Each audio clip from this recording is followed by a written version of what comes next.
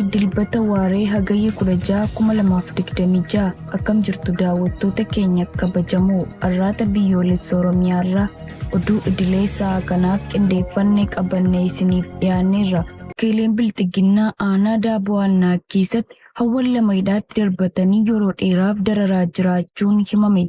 Jaalbooree addunyaa waan qindeeffate qaba. Godina Buunoo Beddellee aanaa daaboo annaa keessatti lukkeeleen biltsiginnaa haadholii lama hidhaatti darbatanii yeroo dheeraaf dararaa jiraachuu maddeen arraata biyyoolessa Oromiyaa ifoomsan. Ganda ifa baascooree jedhamu irraa ji'oota jaha haadholii lama kanneen maqaan isaanii aadde Raabiyaa Abrahaamii fi aadde Aliimaa Alii jedhaman yakka tokko malee qabanii hidhuun iraarsaa jiraachuun eeramee jira. Akka maddeen gandichaa ONM itti himanitti haadholiin kunneen hirmaatota jaarmiyaa siyaasaa tokkollee keessaa kan hin qabne yommuu ta'an sababa ilmi isaanii miseensa waraana bilisummaa Oromoo ta'e qofaaf ji'oota jaha hidhamanii iraarfamaa jiraachuu dubbatanii jiru. Kutaalee Oromiyaa cufa keessatti murni biltsiginnaa lolaan waraana bilisummaa Oromoo injifachuu dadhabuun tooftaa adda addaa uummatanii gara maatii qabsaa'otaatti deebi'uun aga isaan ijoollee isaanii bosonaa galchanitti manuma hidhaa sana keessatti akka afanii fi jechoota adda addaa qorqalbii isaanii tuquun guyyaa guyyaan doorsisaa jiru. Loltoonni biltsiginnaa aanaa Roobee Didaa keessatti qonnaan bultoota hedduu ukkaamsanii gara mooraa waraanaatti guuruun dhaga'ame. Gabaasa qindaa'eef Jaalfalmataa Lammii. Godina Arsii Baanaa Roobee Didaa keessatti loltoonni biltsiginnaa qonnaan bultoota nagaa humnaan ukkaamsanii gara mooraa waraanaatti guuraa jiraachuu jiraattonni arraata biyyoolessa Oromiyaa ifoomsaniiru. Hagayya 13/2026 aanaa Roobee Didaa ganda qillisaa Dambalii fi Hindatoo Walta'ii jedhamu keessatti loltoonni biltsiginnaa humni waraana keenyaa nu jalaa irratee waan jiruuf humna waraanaatti dabalamtanii biyya eegdu jechuun dargaggoota hedduu humnaan ukkaamsanii gara mooraa leenjiitti guuraa jiraachuu jiraattonni dabalu. Haaluma kanaan namoota humna waraanaan ukkaanfamanii deemsifaman keessaa muraasni maqaan nu ga'e Muraad Mahammad, Abdul Muubin Usuu Qaadii, Najuu Kadir Kabir, Abdul Maajid Abdul Jabbaar, Abbaayee Muuzee Abdul Laatiif, Huseen Kabir Nur, Yaasiin Waabee Kadir, Muraad Mahammad Kabir Adam, Abdul Baasit Shuubee Ruubee, Hambiyaa Huseen Kabir Qaasoo, Kaasee Deeggatee Baqqalaa, Waardiyaa Daggafee Baqqalaa fi Abdurrahmaan Uman kanneen jedhaman ta'uun ibsameera.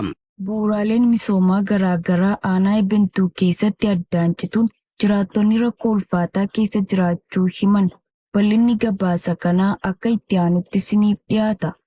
Godina Baha Wallaggaa aanaa Ebentuu bulchiinsa magaalaa Qeelloo keessatti dhiyeessiin qorichaa buufata fayyaa magaalichaarraa erga citee baatii tokko ol yoo ta'u sababa kanaanis hawaasni naannichaa rakkoo ulfaataa keessa jiraachuu maddeen ifoomsanii jiru. Akka maddeen himanitti sababa dhiyeessiin qorichaa adda citee kanaaf jecha addatti dubartoonni ulfaa fi daa'imman waqtii gannaa kanaan gara magaalaa biroo deemanii yaalamuufillee rakkoon geejjibaa hordofee jiraatonni yeroo ammaa haala ulfaataa keessa jiraachuu dubbatu. Kana malees rakkoon bishaan dhugaatii, manneen barnootaa, daandii fi ibsaan hawaasa magaalichaatti yaaddoo guddaa uumee jiraachuu kan himan jiraattonni yeroo garaagaraatti qaama dhimmisaa ilaalatutti iyyatanis furmaata tokkollee hin argatin akka jiran dabaluun ifoomsanii jiru.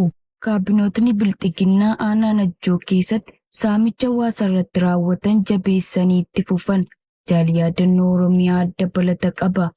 Godina Lixa Wallaggaa aanaa Najjoo bulchiinsa magaalaa Najjoo keessatti torban kana keessa ergamtoonni biltsiginnaa maqaa funaansa gibiraa jedhuun hawaasa irratti saamicha raawwachaa jiraachuu jiraattonni magaalichaa arraata biyyoolessa Oromiyaatti himaniiru.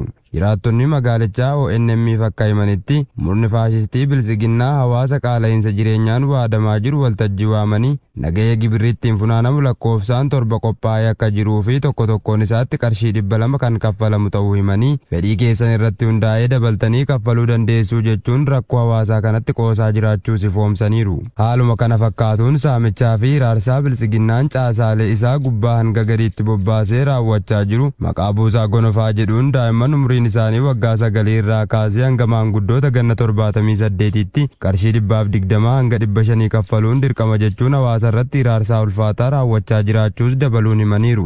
Goleewwan Oromiyaa cufa keessatti gareen saamtota biltsiginnaa hawaasa midhaan nyaataan of jiraachisuu dadhabee beelaa fi hongeen dabaree waxalamaa jiru irratti isaan ammoo saamicha guyyaa guyyaan raawwachuun jireenya mataa isaanii geggeeffachaa kan jiran ta'uun ni beekama. Oduu biyya alaatiin ammoo buufatni doonii Yaman Mookkaan haleellaa Huutii booda hojii dhaabuu isaa daareektarri buufata doonichaa himan. Jaalwabii biyyaa waan qindeeffate qaba. Buufata doonii Yaman mokkaan guyyoota darban halillaa'utiin misaala 25 ol rukutamee booda hojii daldalaa fi karana dhaabuu isaa daayirektarrii buufata doonii Yaman sanbata kaleessaa ibsaniiru. Halillaan kun namoota 7 kan galaafate yoo ta'u kasaaraa doolaara miliyoona 16 tilmaamamu kan qaqqabe ta'u daayirektarrii kun ibsa gaazexeessotaaf kennaniin himaniiru. Mokkaan buufata doonii galaana diimaa naannoo Baab Almendeb bakka tarsimoo sakatta'insa galaana diimaa galoo galaana Eden waliin wal quunnamsiisuu fi daandii ijoo doonii idil addunyaati. Buufanni doonii kun humnoota mootummaa Yaman sadarkaa idil addunyaatti beekamtii qabu waliin hiriiruun to'atama. Buufata doonii gurguddoo Yaman Edenii fi Hodiyeeddaa caalaa dandeettii fe'umsaa xiqqaa qabdi. Mootummaan Yaman jimaata darbe akka jedhetti Huutiin guyyaa sana misaala baalastikii 6 mokkaatti dhukaasuun yoo xiqqate namoota nagaa ajjeesuu fi dhaabbilee siivilii dinagdee fi galaana irratti xiyyeeffate. Hammaachuun kun kan dhufe yeroo lola Ameerikaan Iraan irratti raawwatte irraa kan ka'e waldhabdeen naannoo cimaa dhufee fi Yaman keessatti waldhabdee balaa ta'etti deebi'uu yaaddoo uumeera. Lolli gurguddaan Yaman keessatti bara 2022tti waldhabdee dhaabuu UN giddu galeessa godhate hordofuun baay'inaan kan irrate yoo ta'u qubsuma siyaasaa waaraa irra ga'uuf yaaliin taasifamaa ture garuu dhaabbateera.